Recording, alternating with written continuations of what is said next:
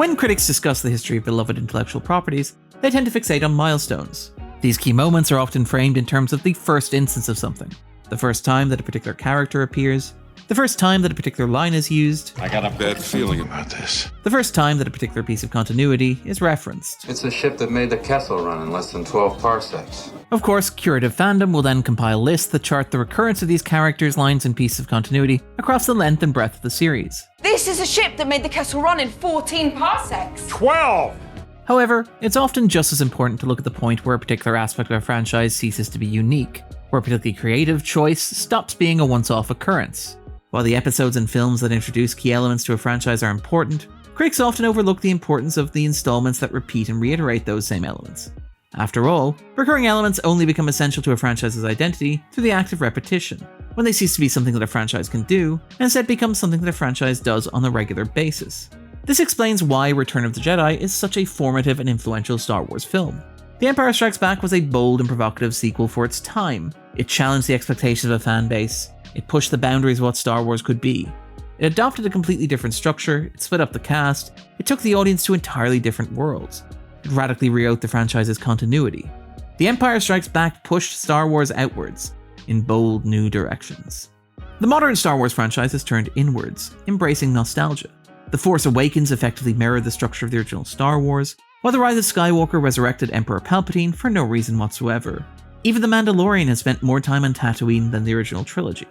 Disney have made this nostalgic pandering part of the marketing for the franchise, with the trailer for the LEGO Star Wars Holiday Special saying the quiet part loud. Ooh, gimme! The franchise's gaze backward and obsession with the past really begins with Return of the Jedi. A large amount of the movie is directly recycled from the original Star Wars. This is obvious even from the opening shot, which features a Star Destroyer entering the frame from above. This was apparently a suggestion of director Richard Marquand. The film borrows other shots as well, including one of Luke and Leia swinging across a chasm. The opening act of Return of the Jedi once again finds R2-D2 and C-3PO wandering through the Tatooine desert, R2-D2 carrying another vitally important holographic message. The closing scenes find the characters gathered around an Ewok bonfire to celebrate their victory, with no thought of what comes next, recalling the triumphant medal ceremony at the end of the original film. That said, Chewbacca would still have to wait another 36 years for his own medal. While The Empire Strikes Back avoided any massive space battles and front-loaded its battle scenes, Return of the Jedi closes with a gigantic space dogfight, much like the original film in the series. This is where the act of codification becomes important. There were no real gigantic space battles in The Empire Strikes Back, but after The Return of the Jedi they became part of the Star Wars template.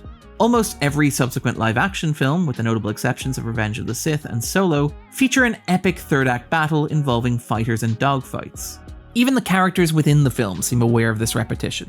The original Star Wars ended with the destruction of the Death Star, a catastrophic loss for the Galactic Empire.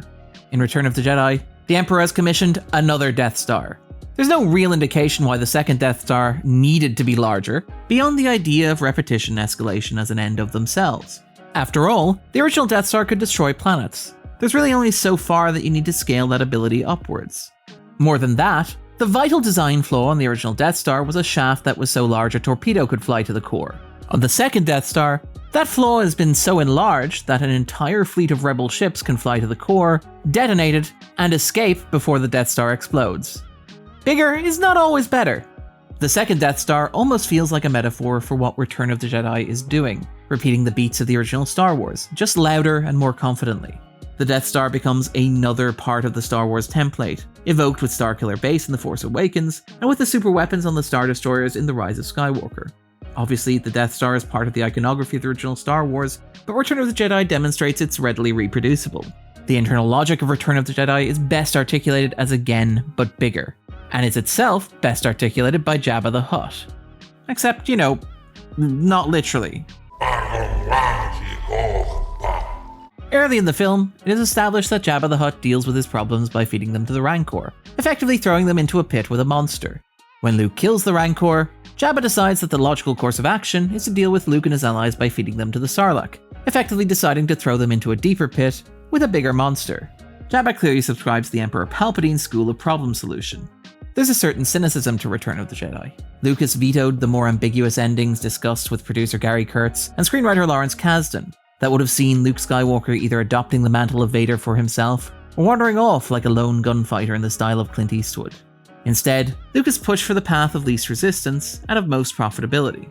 According to Harrison Ford, Lucas vetoed killing off Han Solo because he Didn't think there was any future in dead Han toys. Lucas would part ways with Kurtz during production, Kurtz arguing that Lucas was motivated by toy sales rather than artistic integrity.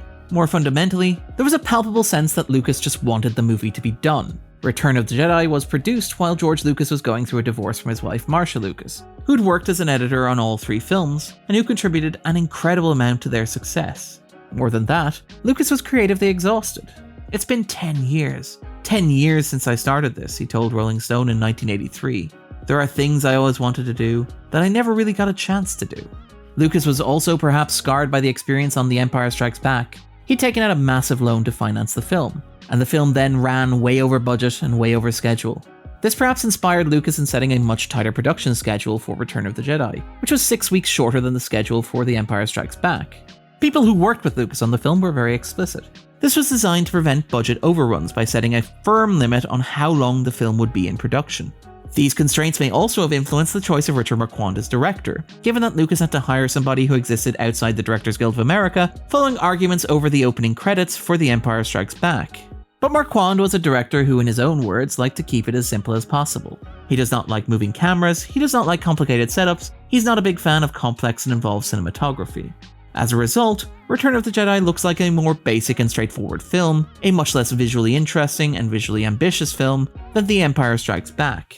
The gap between The Empire Strikes Back and Return of the Jedi demonstrated other challenges to Lucas's possible plans for Star Wars. Although the actor would eventually return, Harrison Ford had initially suggested that he might not sign on for the 3rd film in the franchise. This is why Han Solo ended The Empire Strikes Back encased in carbonite, in case negotiations with the actor cooled in that period. Given that Lucas had been considering another 3 films built around this set of characters, that near miss with Ford might have sapped some of his enthusiasm for any Star Wars films beyond Return of the Jedi. This might explain why Return of the Jedi followed so many paths of least resistance. Return of the Jedi seems to be designed to close off as many paths as possible, to keep the franchise from going outwards and rein it in, closing the circle. This is perhaps most obvious with the revelation that Leia is in fact Luke's sister. The Empire Strikes Back had suggested that there was another Jedi out there. Originally, Lucas had planned to reveal that this Jedi was a previously unknown character. However, because he seemed to want to wrap things up with Return of the Jedi, it was decided at the last minute that it would be Leia who would fill that role. This may explain why Leia has so little agency in the narrative of Return of the Jedi. After all, when Luke confirms that she is his sister, that presumably implies that the man who stood beside her as Alderaan exploded was in fact her father. However, Leia seems unmoved by this. Leia seems to have no desire to reconcile with her father, nor to confront him. She's also entirely absent when Luke burns his body at the climax of the film. It seems evident that this big reveal that changed the nature of Leia's character was a last-minute addition designed to close off a lot of potential future avenues for the series. This desire to neatly wrap everything up might explain why so much of Return of the Jedi feels like a rehash of the original Star Wars. Its production suggests a clear intention to generate what might be described as Star Wars content, empty product with brand recognition. To be clear, there is a lot to love about Return of the Jedi, such as the slyly subversive Ewoks, who are presented as a toyetic Viet Cong, cuddly teddy bear terrorists. The film is a rollicking adventure. The Battle of Endor remains one of the most impressive spectacles that the franchise has ever mounted. The characters and actors remain charismatic, and more than that, the film lets George Lucas's freak flag fly. This is a movie that expects your heart to break as you watch 2 Ewoks fall down, but only one of them get up. It's a movie that asks you to sympathize with an anonymous Rancor keeper as he watches his only friend in the world crushed beneath the weight of a gate. It's delightfully weird and embraces the warm humanism of George Lucas's vision of the franchise, which doesn't get recognized nearly enough. That said, there's no escaping the sense that Return of the Jedi marks an outer limit of what Star Wars can be. It sets a boundary on the franchise after The Empire Strikes Back had pushed outward so strongly. In repeating so much of the original Star Wars, it was Return of the Jedi that codified what Star Wars could be.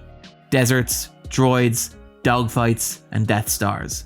It's no small irony that in his effort to seemingly be done with the franchise, Lucas reduced it to a repeatable formula. So much of the franchise that would follow would just become reiterations of this reiteration. Perhaps Admiral Akbar had a point. It's a trap! I've been Darren Mooney, and this was In the Frame.